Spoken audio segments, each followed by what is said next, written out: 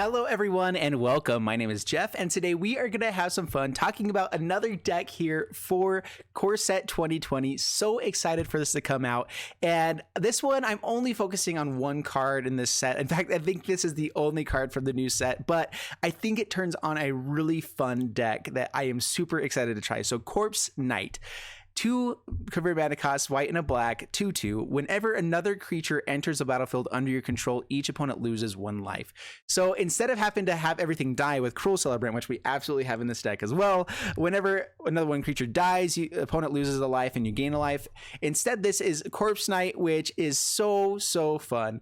And there's also, I think, Gruesome Fate is the card that it plays. You pay, it's 3 mana for a sorcery. It does damage to opponent for the number of creatures that you have out there. I'm putting that in the sideboard here for this deck, but there are some really fun things you could do just by having lots of things enter the battlefield. And the main thing we're trying to go off with here is March of the Multitudes. So I haven't really seen this card seen play since it first came out. Like it was out for a long time. It was honestly dominating the format for a little bit, where it was just so powerful, and then it kind of was just gone. And I'm really excited to bring this back, and I think it really comes back strong with Corpse Knight. So March of Multitudes, it's X, a green, and 2 white, and it has Convoke, so if we have tons of creatures on the battlefield, we can play this for a massive amount.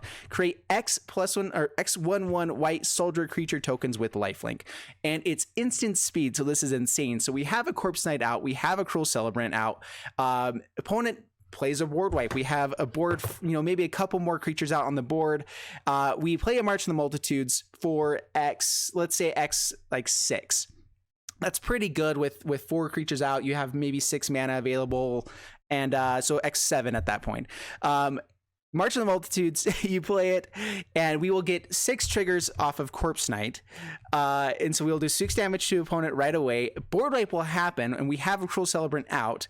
So then we will have 10 creatures or 10 or 11 creatures at that point deal damage. So we just did 17 points of damage instantly with March of the Multitudes. We can also play it where we do it on the end step or whatever, just to get in with swingers as well. A bunch of fun things you can do, but that's kind of the dream with this deck, is we can do quite a bit of damage really quick just by holding up mana with a March of the Multitudes in hand. We also have lots of ways to make sure that we are bringing out lots of tokens throughout the game here with Tendershoot Dryad, our Seraph of the Scales, everything with Afterlife, like our Tithe Taker, Ministry of Obligation, Hunted Witness. I did bring in 1 Amara here, the Soul of the Accord, which also creates a token every time you tap. So the March of Multitudes, if you had an Amara, would also get 1 more point of damage, actually 2 more with a board wipe. And maybe we should also be playing our own board wipe here, but I feel like Cruel Celebrant was kind of the background, like, okay, we can still swing in with our Ministry of Obligations, our Tithe Takers, just keep swinging in for damage with the Cruel Celebrant out, because it's going to just eat up so much damage.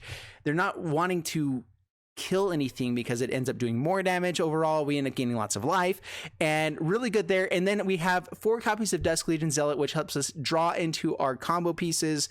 And really with this whole deck, everything works well together. Like, we don't have to find a Corpse Knight or a Cruel Celebrant to win the game. That just solidifies a lot more damage throughout if we hit them early on. That's the dream. But even if we get these out later game, or we don't even find them throughout most of it, we can still win with a Tendershoot Dryad, with the Seraph of the Scales, which is swinging in with Afterlife, which generates so much value within themselves. It is really insane. Our biggest downside is really the worst possible thing is Cry of the Canarium. Cry of the Canarium does devastate this deck. So let me know down in the comments below, what's a good counter for Cry of the Canarium? And it might be something as easy as just like a rally or something like that we can play to pump everything up, because it needs to be a 1 mana thing that actually deals with Cry of the Canarium. I don't know what the best thing is right now. There's seriously like 2,500 cards right now in the format, and so I don't remember everything, guys. If ever I forget a card, it's because I just completely forgot about it, or I didn't think about it in the instance here. But I am so excited to try out this deck. I think it's going to be really fun. I think that March of the Multitudes with Corpse Knight is just such a fun combo. I'm excited to try. If we get a Tendershoot Dryad and have tons of saplings, and then March of the Multitudes and just create a massive board, oh, that's the dream. The only source of removal that we have for this deck, at least in the main board here, is Conclave Tribunal. Conclave Tribunal great. It convokes. We have lots of creatures, so we can play this pretty quickly when we need to. And it hits pretty much everything important. Any creatures we're not typically worried about unless they're flyers and they're getting in enough points of damage, because we actually are fine with chump blocking, creating more spirit tokens, doing just kind of the combo thing you do with Afterlife.